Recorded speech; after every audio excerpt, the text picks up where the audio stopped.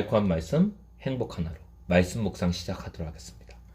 오늘 우리가 묵상할 말씀은 구약 성경 예레미야서 26장 1절에서 15절 말씀입니다. 제 26장. 유다의 왕 요시아의 아들 여호야김이 다스리기 시작한 때 여호와께로부터 이 말씀이 임하여 이르시되, 여호와께서 이와 같이 말씀하시니라.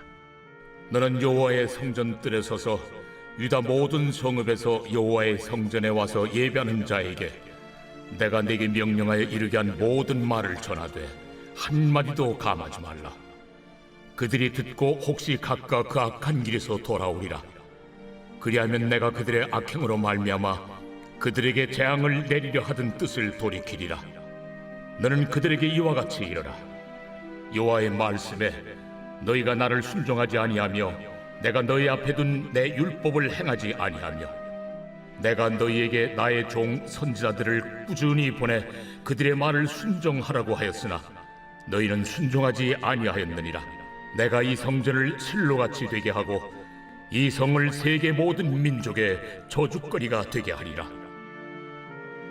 예레미야가 여호와의 성전에서 이 말을 하매 제사장들과 선지자들과 모든 백성이 듣더라.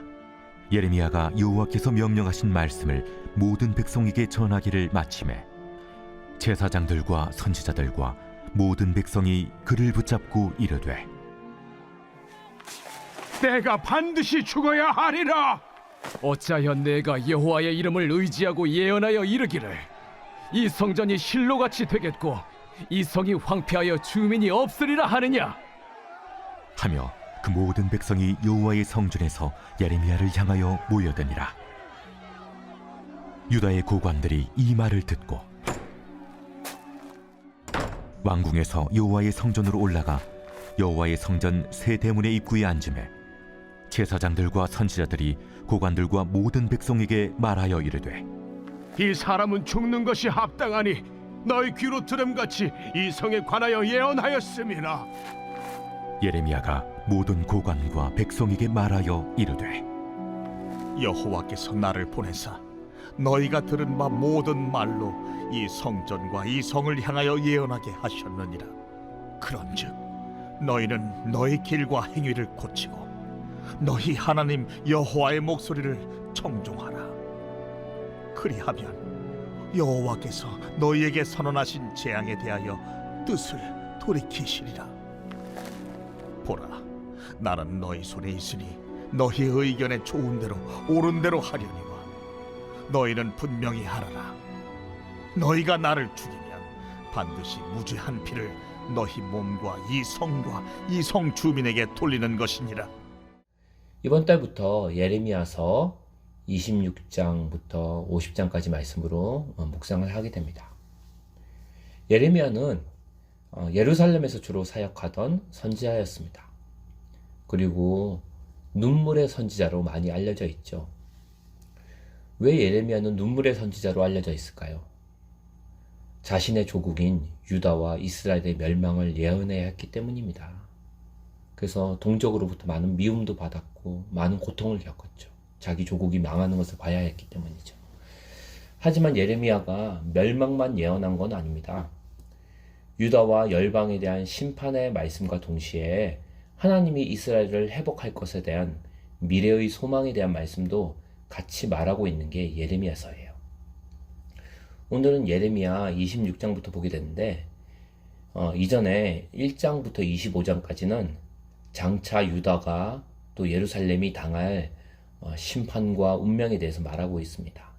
그리고 26장부터는 이제 미래에 대한 소망이 등장하기 시작하죠.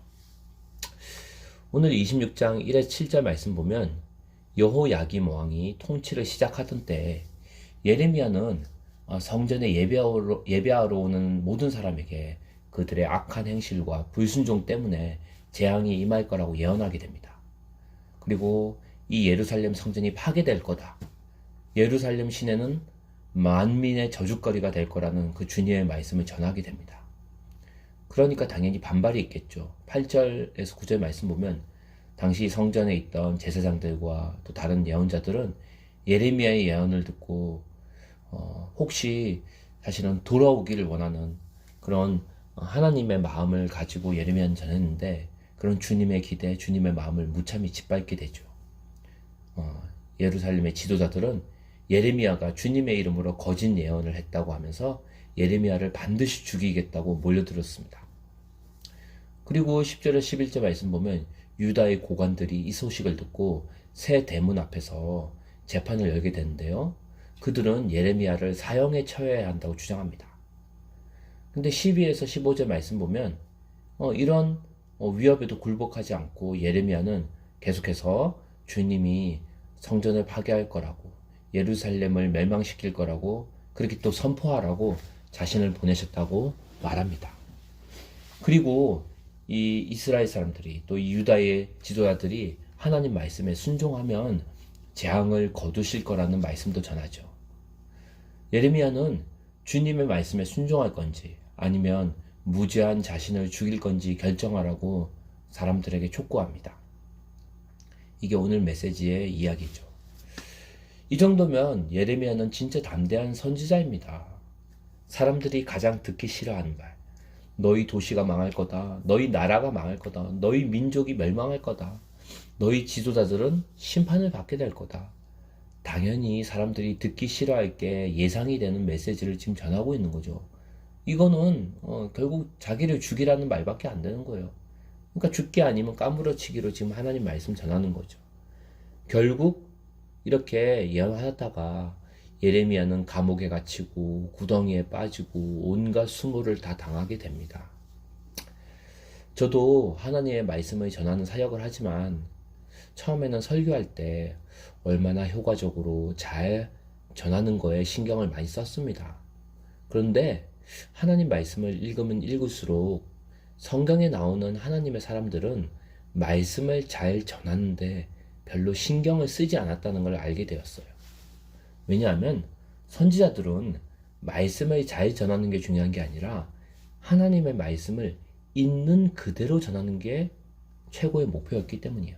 그러니까 잘 전하는 것보다 그대로 전하는 게 중요하다는 거죠.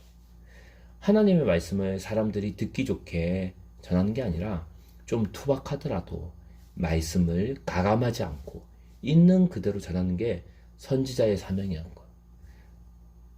그렇다면은 우리도 말씀을 잘 전하는 것보다 더 중요한 거는 있는 그대로 전달하는 게 하나님의 사람의 첫째 사명이구나. 이걸 알 수 있다는 거죠. 오늘도 우리는 복음의 전달자로 살아갑니다. 복음을 잘 전하는 것, 물론 중요합니다.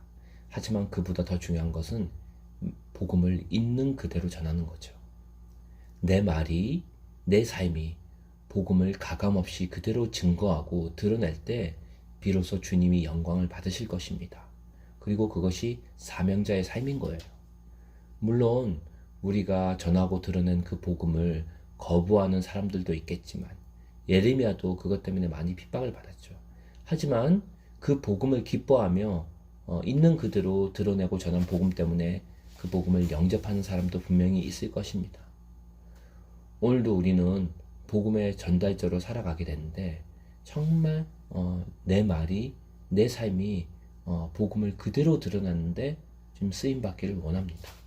그리고 우리가 이 복음을 그대로 드러내다 보면은 복음을 영접하는 사람도 있겠지만 복음에 대해서 거부하고 거절하는 사람도 있어요. 그렇지만 우리는 예레미야처럼 담대하게 순종해야겠지요. 그러려면은 우리가 또 오늘도 기도하고 정말 예레미야 같은 하나님의 마음을, 그런 하나님의 심장을 우리에게 가질 때, 하나님이 주실 때, 그걸 품을 때 우리가 복음을 그대로 살아내고 드러낼 수 있는 줄 믿습니다. 우리 함께 기도하는 시간 가지도록 하겠습니다.